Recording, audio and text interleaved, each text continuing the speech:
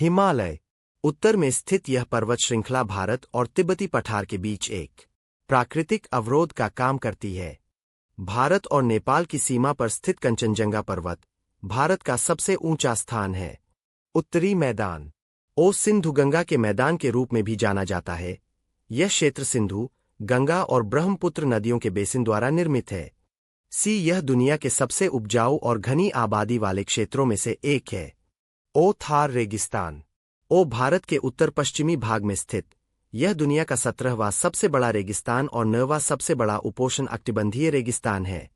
दक्कन का पठार दक्षिणी भारत का यह विशाल पठार ऊंचा है और इसकी विशेषता घुमावदार पहाड़ियां और घाटियां है।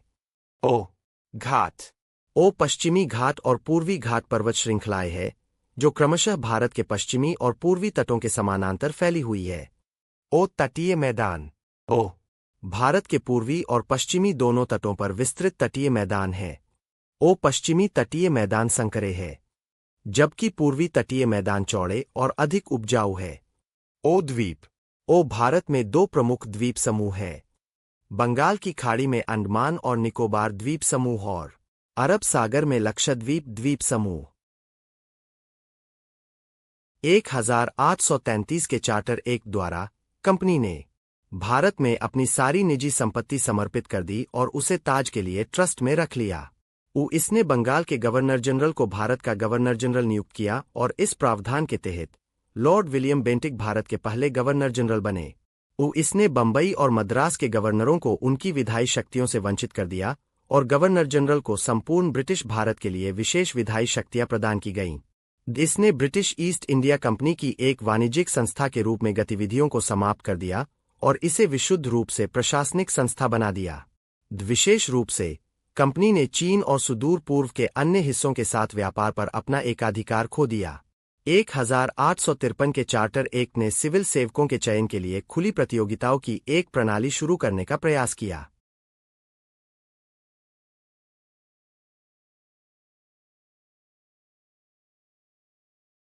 मूसी नदी तेलंगाना से होकर बहने वाली दक्कन पठार में कृष्णा नदी की एक सहायक नदी है।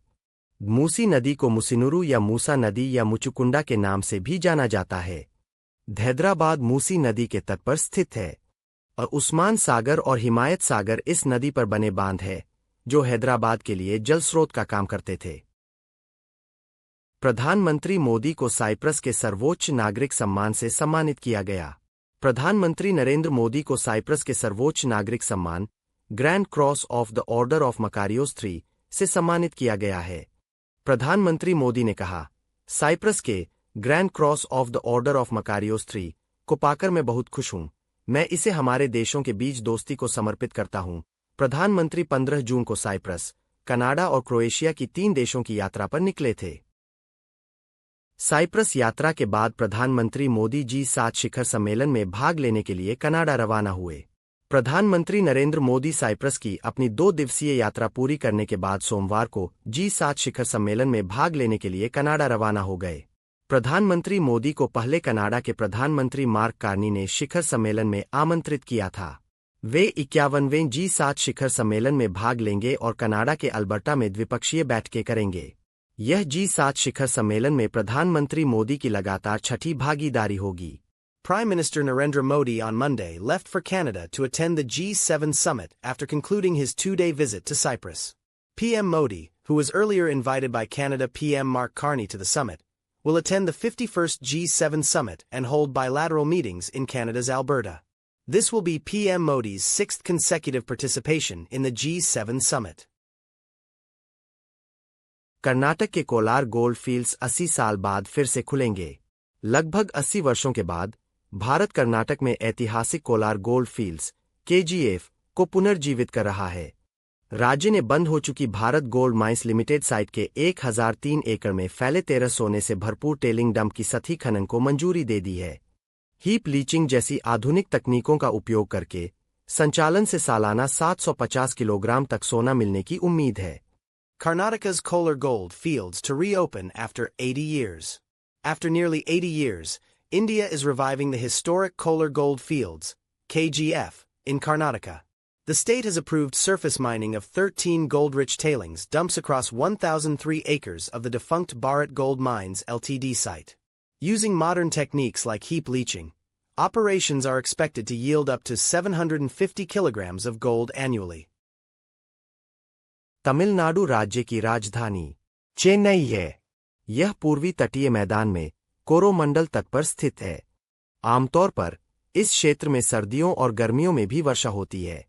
हालांकि सर्दियों में वर्षा की मात्रा अक्सर गर्मियों की तुलना में अधिक दर्ज की जाती है। भूमि का यह भाग वर्षा की छाया में रहता है, इसलिए पश्चिमी घाट दक्षिण पश्चिम मानसून के मौसम में यानी गर्मियों में अधिक वर्षा नहीं प्राप्त करता है।